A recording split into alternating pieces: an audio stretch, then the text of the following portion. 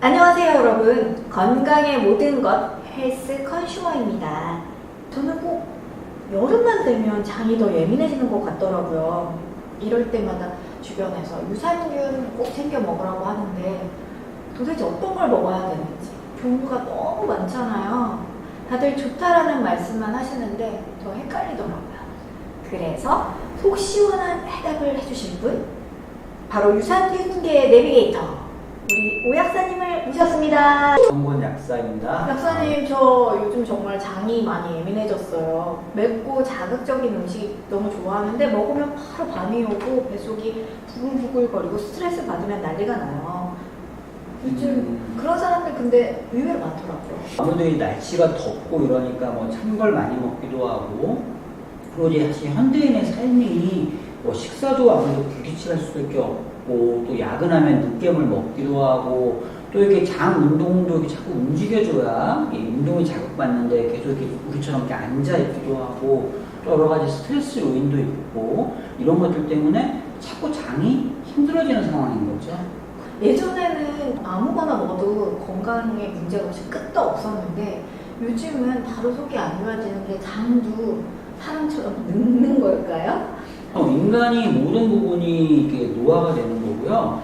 사실 이제 장이 하는 기능이 크게 두 가지, 영양분을 소화 흡수시키고 이러는데, 우리가 음식을 먹으면 이렇게 장에서 이렇게 미끄러져야 되잖아요. 네. 그러려면 이렇게 잘 미끄러지려면 장에서 점액을 만들어줘야 되는데, 나이 들게 되면 이런 점액을 만드는 기능이 많이 감소하게 돼요. 그럼 이게 소화시키고 이런 것들도 잘 안 되게 되고, 또 장의 면역 기능도 노화가 되니까 나이 들면 이게 자꾸 면역이 안 좋아지니까 아픈 거죠. 뭐 감기에 잘 걸릴 수도 있고, 여러 가지 다른 뭐 질환에 잘 걸릴 수도 있고, 예를 들어서 또 이런 뭐 독소 처리나 이런 게 안 되면은 피부가 안 좋아질 수도 있고, 피부 그런 것들. 네네네.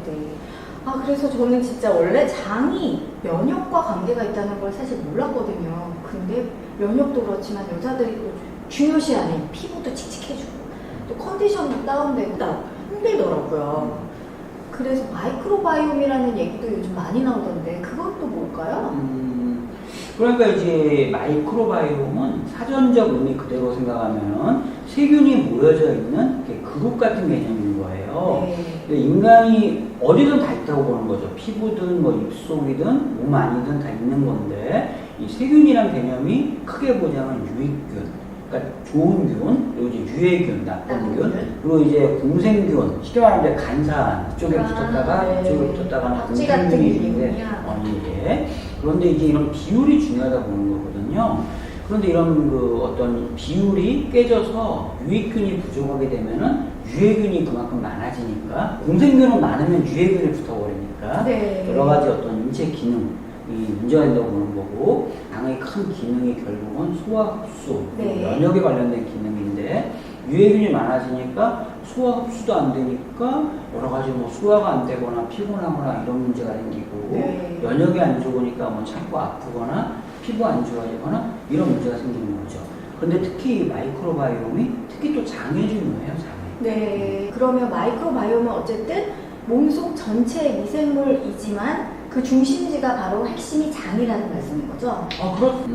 사실 이제 어떤 몸의 이렇게 균형을 이루어줘야 뭐 소화라든지 면역 기능 이런 거에 관련이 있고, 사실 최근에 여러 연구에 의하면은 이런 기분까지도 관계 있다고 보는 네. 거죠. 그래서 장을 뭐 제1뇌다, 이제 뭐 장뇌축이라고도 하거든요. 네네. 장과 뇌가 연결되어 있다, 그렇게 표현하기도 하고 그래요. 이번에는 유산균이란 좀 더 구체적으로 얘기를 해볼게요. 그러니까 마이크로바이옴이라는 게 몸속 전체에 있지만 결국은 장 속 미생물들이 가장 핵심이라는 거죠? 좋은 작용을 하는 균들이 많아야 한다고 말씀드렸잖아요. 그러니까 마이크로바이옴, 특히 장 속에 있는 이런 그 세균 집단, 마이크로바이옴에서 유익균이 많아야 하는 거죠. 그러면 결국 그게 흔히 말하는 유산균이라고 할 수 있는 건가요, 박사님? 원래는 유산균과 프로바이오틱스라는 표현을 많이 쓰는데, 이건 약간은 개념이 다르긴 해요. 그러니까 프로바이오틱스는 이제 안티바이오틱스의 반대말인데, 안티바이오틱스, 세균을 죽이는 물질, 즉 항생제 이런 걸 의미하는 거고, 프로바이오틱스는 뭔가 유익한 작용을 하는 이런 세균, 그래서 이 어떤 유익균을 통칭해서 프로바이오틱스라고 그러고 이게 여러 그룹이 있는데 그 중에 유산균이 상당 부분을 차지하죠. 그래서 두 개가 같은 의미로 쓰이고 있는 거죠. 네. 또 유산균 제품들도 너무 많아요. 시중에 마트, 약국, 심지어 편의점까지 있잖아요. 솔직히 뭘 골라야 될지 하나도 모르겠어요. 정말 많은 제품이 있고 이래서 혼동이 많은데 특히 소비자분들이 또 많이 실수하는 게 사실 이 균수가 무조건 많으면 좋냐 그건 또 안 그러거든요. 이게 많은 게 중요한 게 아니라 내가 필요한 장까지 얼마나 많이 살아서 가는가가 중요하거든요. 네, 약사님. 근데 유산균도 결국은 살아남으려면 뭔가를 먹고 살아야 되지 않을까요? 그래서 이제 유산균이 원래는 프로바이오틱스라는 의미로 쓰인다고 했잖아요. 네. 그러니까 프로바이오틱스의 먹이가 되는 물질을 프리바이오틱스라고 해요. 이게 여러 가지 뭐 올리고당 같은 당류일 수도 있고 여러 가지 뭐 식품들 이런 것도 있는데 예를 들자면 뭐 바나나 이런 거에도 프리바이오틱스가 많다고 그러고 네. 우리 마트에서 많이 보셨을 것 같은데 프락토 올리고당 네네. 이런 것도 대표적인 프리바이오틱스거든요. 이런 것들을 이제 먹으면은 얘가 우리 장 속에 있는 프로바이오틱스가 프리바이오틱스를 이용해서 더 많아지는 거죠. 그래서 유산균은 프로바이오틱스라고 하고 유산균의 먹이는 프리바이오틱스라고 하면 되는 거군요. 프로와 프리가 사실은 헷갈렸는데 프로를 중심에 두고 프리바이오틱스가 먹이, 프로바이오틱스가 유산균. 이제는 정리가 됐습니다. 추가로 포스트바이오틱스라는 표현도 많이 써요. 아, 네. 그건 주로 이제 낙산, 그러니까 부티릭 액시드 같은 건데 그건 뭐냐면은 이 프로바이오틱스가 여러 종류가 있을 거 아니에요. 네네네. 근데 그 중에 낙산을 많이 만드는 또 이런 프로바이오틱스 균이 있어요. 네. 근데 낙산이 우리 장에 좋은 역할을 한다고 보는 거죠. 아, 특히 네. 면역적으로. 네. 그래서 그런 낙산 그러니까 프로바이오틱스가 만들어내는 물질을 포스트바이오틱스라고 하기도 해요. 네. 포스트바이오틱스의 대표적인 건 낙산인 거죠. 프로가 잘 먹고 살려면 프리가 필요하고 예. 프로가 잘 먹고 난 다음에 나중에 또 낙산 같은 포스트를 만드는 거죠. 그렇죠. 그래서 그래서 얘네 포스트 세 개가 다 잘 이루어지는 게 중요하겠네요. 근데 광고 많이 하는 제품이 확실히 비싸요. 어떤 걸 고르는 게 좋을지 대중들은 모르고 광고 많이 하는 제품들이 비싼 건가요? 비싼 걸 사야 좋은 건지. 네, 일단 크게 보자면 이런 포인트들이 몇 가지 있어요.